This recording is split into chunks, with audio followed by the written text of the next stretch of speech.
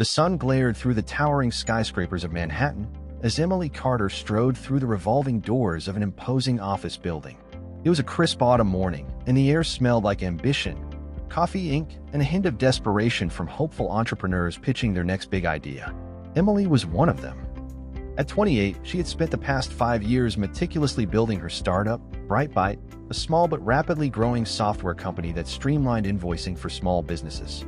After months of networking, cold emails, and persistence, she finally secured a meeting with Ronald Whitman, a veteran investor known for backing only the most promising ventures.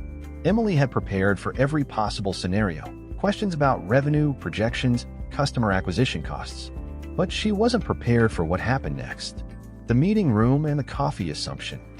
She entered the conference room 2 minutes past the hour, her breath steady but her heart drumming against her ribs. Seated at the long mahogany table was Whitman and his team, 3 middle-aged men in dark suits. As soon as Emily stepped inside, Whitman barely glanced up from his phone and muttered, "Oh, good you're here. I'll take mine black. No sugar." The room went silent. For a split second, Emily's mind raced. Was this a test? Was he joking? Did he think I was the assistant? Her instinct told her to push back. But instead of reacting with frustration, she let a slow smile form on her face. Without hesitation, she walked over to the coffee station in the corner. She poured a cup, then another, and another. Turning back, she walked to the table, placed a cup in front of Whitman, and asked, "Would anyone else like coffee?"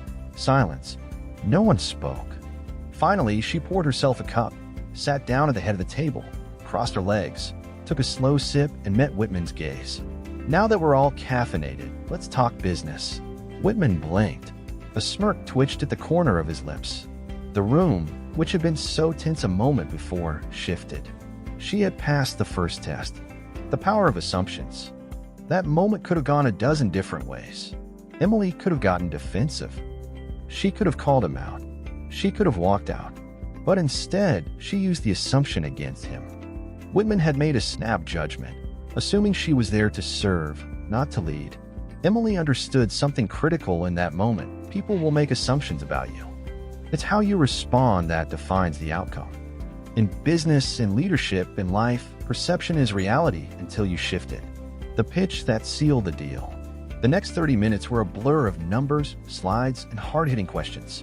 Whitman challenged her on everything: her growth strategy, competitive edge, and financial runway. But Emily stayed calm, answering every question with confidence. Finally, Whitman leaned back in his chair, folding his hands together. "All right," he said. "You've got my attention." Her grip on the coffee cup tightened. "Does that mean I have your investment?" He chuckled. "It means I underestimated you. And I don't make the same mistake twice." 2 days later, Emily secured a $2 million investment from Whitman's firm. The lesson for entrepreneurs. Emily's story teaches a powerful lesson. How you handle being underestimated determines your success. 1. Assumptions are inevitable. People will make snap judgments about you based on age, gender, experience, or background. Expect it. 2. Your response matters more than the assumption. You can get angry, or you can reframe the moment to your advantage. 3. Confidence isn't loud, it's controlled. True confidence isn't about reacting. It's about acting with intention. 4. Every meeting is a test. Not every test is about business. Sometimes it's about how you handle pressure, perception, and power dynamics. Emily's startup, Brightbyte, eventually grew into a multi-million-dollar company, helping thousands of small businesses manage their finances more efficiently. But she often looked back at that coffee moment as a defining lesson in leadership. Because sometimes the best way to prove your worth isn't by telling people who you are, it's by showing them. Thanks for watching.